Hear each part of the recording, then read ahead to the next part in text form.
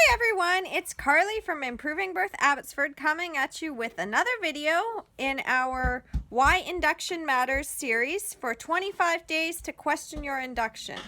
We have a hashtag 25 days to question your induction if you want to check up on our past posts around this time of the year, because Abbotsford Regional Hospital has the highest rate of induction in all of BC, and at this time of the year, induction rates rise in all of Canada and also in the US. Basically, if it's a holiday season, the rates of induction are going to rise.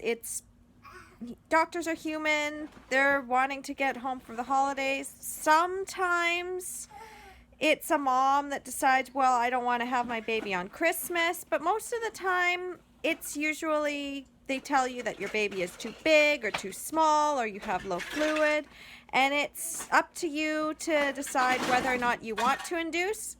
But when you're not given all the information, you can't really make a full decision. You're gonna have to excuse the noise because I've got my daughter home again today and she likes to get into things. She's just playing with her toys. She'll be fine. If you hear her screaming in the background, she does that. She's fine. Okay, so we picked up last time and we were talking a little bit about how to make the decisions and what your care provider's role was, and I explained about what the tenets of informed consent basically are, what informed consent is, what it isn't, and we touched a little bit on risk, but we didn't go too far into detail. And I just wanted to read quickly here because I want to jump into actually how to make the decisions. But it says the term risk is used to describe a situation, see, I've got the book, involving exposure to danger or the possibility of negative occurrence. Everything we do in life, basically, it has some sort of risk to it. You get into a car, you're risking an accident, you're risking a possible injury. Every time you get into your car, you're also risking wear and tear on the car, but you minimize those risks by taking care of your vehicle and to follow the rules of the road, correct? Yeah. So we take a risk every time we cross the street. If we don't look both ways before we cross the street, we're taking a risk there. It's a little bit higher than if we're looking both ways crossing the street, but even if we look both ways and use the crosswalk, we can't guarantee that somebody's not just going to zip around the corner and smack us and kill us. I mean, that's a risk we take. So birth is not risk-free. Nothing in life is risk-free. So when they say risk, what they really mean is that organizations in maternity care are looking at their risk level when they're looking at these studies. They're looking at it, it says, they're looking to minimize the risk of the organization from legal action, so liability concerns, increased costs of care, so profit, and reputation. So if they have a reputation of having a higher stillbirth rate, they're going to try to minimize that risk. It also has the information used to evaluate risk is based on statistics about short-term physical and measurable outcomes. So again, they're looking at what happened in the birth. They're not looking long-term. They're not looking at your psychological well-being for how this induction or C-section resulting from the induction is affecting you mentally. They're not looking at whether or not you want to have more children in the future, or if this birth is now complicated things for you. You may get adhesions even from just one cesarean. I have a friend, Christine, you met her at the rally. She had an induction at 42 weeks and she ended up having an emergency cesarean because her son was not ready to come, and she now has painful adhesions. She had her VBAC, but those adhesions are from the one uncomplicated cesarean, so there's a risk there too. But the hospitals aren't looking at that. They're looking at, is the mother alive, is the baby alive, did anything negative happen in those basically 24 days maybe even less. It says here, the statistics are generated from research on negative outcomes occurring in the general population of women, so it may not even apply to you. It may not be relevant for a particular woman with her own unique healthcare considerations. Clinical guidelines that guide the healthcare professionals' practices are based on this general type of risk assessment. So, therefore, the health professionals that share information with women about the general short-term physical and measurable risks of a particular option. Long-term and individual risks aren't part of it. They just aren't. It says here that in maternity services, the threshold of intervening to reduce a particular risk is very low if the impact of the possible outcome is considered very significant. So, for example, here's a great one. You know how I told you about the induction of labor after 41 weeks? So, they say here, induction of labor for post-dates pregnancies continue beyond 41 weeks. There's a less than 0.3 chance of stillbirth. It says while 0.3 is a small number, the impact of that on their stillbirth rate in the hospital, that's a risk they probably don't want to take. But it's extremely high for the families that experience it. But it's still less than 0.3. I was reading ahead, so I want to just touch up on this though because it's a little bit further into the book. But I was reading up ahead, and the risk of stillbirth increases to 0.3%, so 3 per 1,000 at 42 weeks for stillbirth rate, and then after 42 weeks, so 43 weeks and beyond, basically, it's 0.5%. So when they say, oh, the risk really goes up after 42 weeks, it's, again, 0.5%, 5 per 1,000. So again, it's not a very high risk, guys. But if it's a high risk to you, then you might want to induce. If you don't think that that's likely to happen and you want to go for additional monitoring and you're not worried and you happen to have longer pregnancies anyway, that risk probably isn't there. Gestation is probably 42 to 44 weeks for you. If you've never had a baby before, maybe check on both sides of your family. So your side of the family and your partner's side, if you know what their side for their gestation is. I mean, not everybody who has a partner is going to know the family history. Some people are adopted. Some people never knew their parents. Some people, their parents weren't alive. So they have no way of asking those questions. But if you do have that history, ask on your partner's side and on your side and find out what the typical gestation is for your family. Going back beyond just the 70s, but find out what happened to your grandmother and your great-grandmother and see where the pregnancies tended to go. Because if we just go by the 80s and 90s, a lot of people just started getting induced. And before that, they didn't. They just waited. So definitely check that out. Anyway, we're going to move on.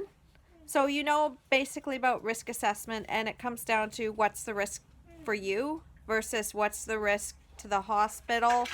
What's the risk that they're looking at the numbers in a completely different way than you are. And ultimately, this risk is something you're taking on. So if the risk of having a cesarean is higher to you than a risk of a potential stillbirth after 42 weeks, and you know you're probably not going to go past 42 weeks. In fact, 90% of women who go overdue, they have their baby. They go into spontaneous labor by 42 weeks or just a few days after. It's about 10% or less that will go to 43 weeks. You're likely to have your baby by 43 weeks, if not 42 weeks in a day.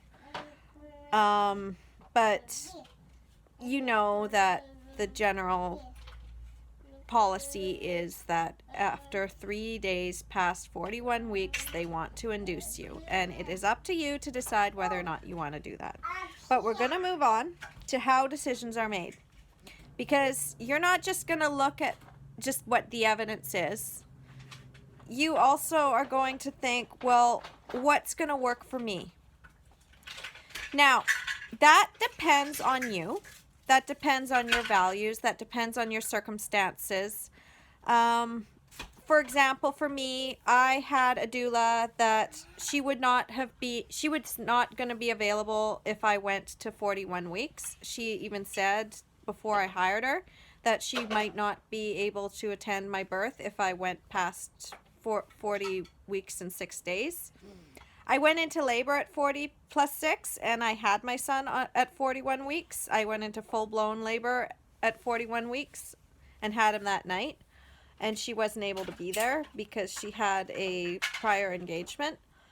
But I wanted to do the stretch and sweep or membrane stripping, membrane sweep, whatever you want to call it, whatever they call it. It's basically just the stripping of the membranes by inserting the fingers into the cervix and just loosening the membranes a little bit or stimulating the prostaglandins.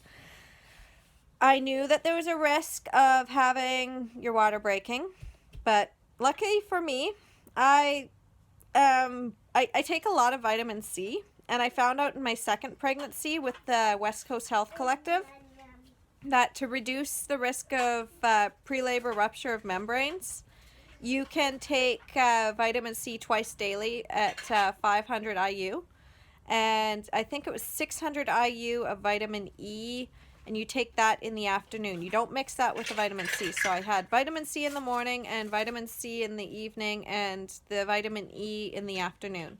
And I did that with my second pregnancy. And my water broke just before she was crowning. So that it pretty much, it's either my body already does that or I've got really powerful membranes because I take a lot of vitamin C just for myself because I eat a lot of strawberries and stuff and they've got vitamin C in them and oranges and stuff. But my water doesn't break until crowning. That's the way it is. And apparently with spontaneous labor, I've been reading in midwife thinking that's typical. If they don't break your water may not break until crowning, and it's actually quite comfortable for labor as far as because you don't have that additional pressure on your cervix. You've got a cushion there. My labors have been pretty intense, but otherwise not like, oh my God, I'm dying.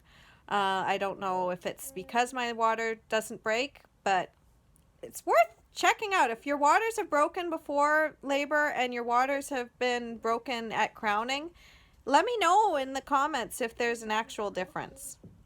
But anyway, back to the thing. I knew that my waters were not likely to break, and I just wanted to get going on labor. So I asked for the membrane strip, and it didn't really work because, well, it does, but it doesn't. It doesn't put you into labor right away. It puts you into labor 4 days before you might have already gone, if you weren't already pretty close.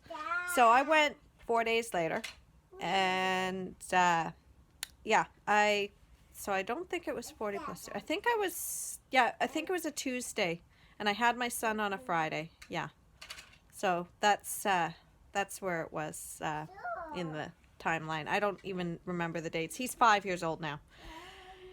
Anyway, so you want to think, well, if I don't have a certain person with me, am I going to be feeling supported? You might want to consider induction if that person's not going to be there. That's valid. That's valid, but you also need to know that there's that risk that induction may not work and you're likely to get a C-section, and then you're going to need your support person for more than a day.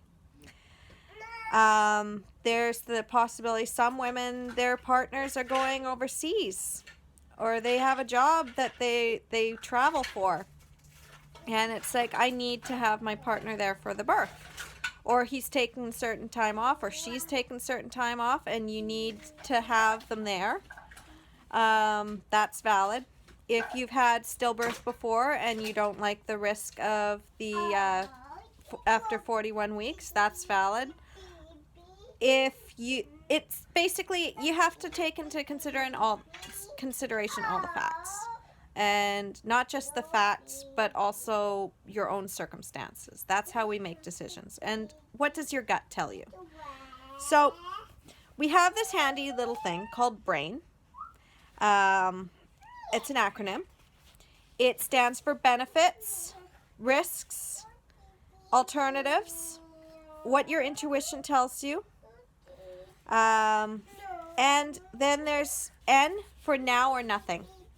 So B, what's the risk? What's the benefits to you? What happens if you induce that's going to be on the pro side for you? And you don't just go by the clinical evidence and everything that's supporting it, but you also go by, well, what's this gonna do for me personally? Then R for risks. And then figure out, am I willing to take these risks? Because there's the risk side of, if the induction doesn't work, you could end up with a cesarean. It's going to be more painful. It can cause problems for the baby because it's harder on them. If you're breaking the bag of waters, that could add more compression than they would have otherwise had if you'd left that the membranes alone. And there could be complications for you as well. You need to know the risks.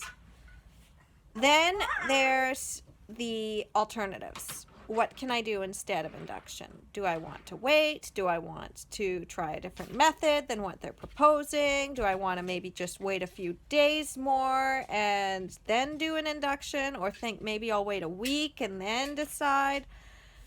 Or do I want to just go for additional monitoring? All those alternatives, they all need to be listed for you. As I said in the last video, your care provider needs to tell you all the alternatives, and you need to be able to consider what they are. Then there's the intuition. What does your gut tell you? What exactly do you feel? See, when I was told to induce, my gut told me that my son was fine. And all the non-stress tests that I took two a week. He was coming up fine. And the bi-weekly ultrasounds, he was growing. He was just growing at a slower pace, but he was growing. And there were no problems with the umbilical cord, and there was no problems with the placenta. So again, I'm like, he's fine in there. And he was very, very active too. He's still very, very active, but inside me, he was active. So I thought, okay, well, my intuition is telling me not to induce. So I didn't induce. If your intuition is telling you something different, if you're thinking, you know what, I think there is something that is keeping this baby inside and I think I need to induce, then that's your decision to make. Trust your gut. And then do we need to do this now? And what if we do nothing? So if it's a post-dates pregnancy or you're just past your due date, is this necessary to do now? Do you need to induce now? Like, this baby needs to come out now, today, because there's something wrong? Or is this something that you can really think about? In my case, when they said that my son had IUGR, intrauterine growth restriction, I was looking at as, okay, is he still growing right now? Yes, he is. Is the placenta still functioning? Yes, it is. So then I don't need to go for a C-section right now. If I had been at the ultrasound and they had said to me, your son needs to come out right now, he's in distress, they would have taken him. And that's what I kept telling my grandmother too when I was on the phone with her. And I'm like, you know, I don't think there's anything wrong with him, because if there was at all these appointments, they would have taken him. They would have said, we need to get him out. And they're not saying that. So for me, it was like, it's not needing to be done now.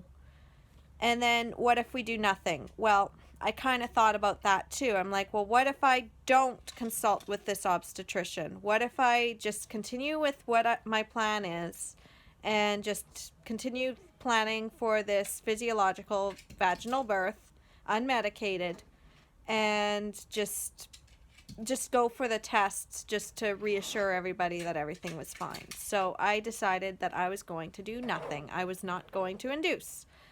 I did get the sweep, but that was after 40 weeks. It was about 40 weeks and 2 days. I was coming up on 41 weeks, and I had a lot of prodromal labor, which is basically start and stop, and it was getting annoying, and my back was starting to hurt, and my legs were starting to hurt. I have a condition called symphysis pubis dysfunction, and basically that's a fancy way of saying that it hurts to walk because my son is lying on that nerve, and the way that his head is positioned and the way my daughter's head was positioned, it was just, they were basically messing with my pelvic bone and making it hard for me to walk, and it was painful, guys. So I considered, I'm not going to induce, but I am going to do this sweep. I also didn't know the risks back then, so I wouldn't have done it if I'd known the risks, but nothing happened to me that time. It was painful, and with my daughter, I had prodromal labor again for 3 weeks, and then it's started to actually get a little bit more intense, and then I finally had her, and I was offered a sweep, but I'm like, you know what, I don't really want one. It's not really, it's not going to do anything. I see it as a placebo effect, to be honest. For me, at least, it's a placebo effect. Some people say it works. Maybe it does. Our bodies are all different. We're not all the same. Our bodies are not machines. It's a biological process, and we all have different microbiomes, so we're all different. So, again, brain. If you need to think about anything, just remember brain. What are the benefits? What are the risks? What are the alternatives? What does your intuition tell you? And what happens if you do nothing? And does this need to be done now? Because that formula for making decisions will help you. And if you don't have all the information, ask for it. Because your provider is supposed to give you all of the risks and benefits and alternatives, and they need to give you the numbers, and they need to be qualitative, and they need to be quantitative, and they need to be specific to your situation. They need to give you those risks and benefits as well, and the numbers for that. And they need to encourage you to ask questions, and you need to be given time to make your decision. Unless there's an absolute immediate need for the baby to come out, you have time. So we're now at 23 minutes, and I think I got everything. I'll have to read through the chapter again.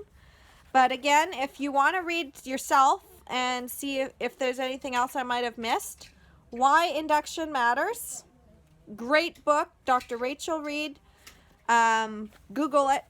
I'm sure you'll be able to find it up there. She's also got it up on her blog, Midwife Thinking. So check out Midwife Thinking and find the post with her book. And they have a whole bunch of other websites where you can order it from. I did order this from Amazon, but for some reason they've taken it off and said it's not available, which I don't understand. Maybe they only had a few in their warehouse out here, and they need to bring more in because it is a UK book. It makes a little bit of sense.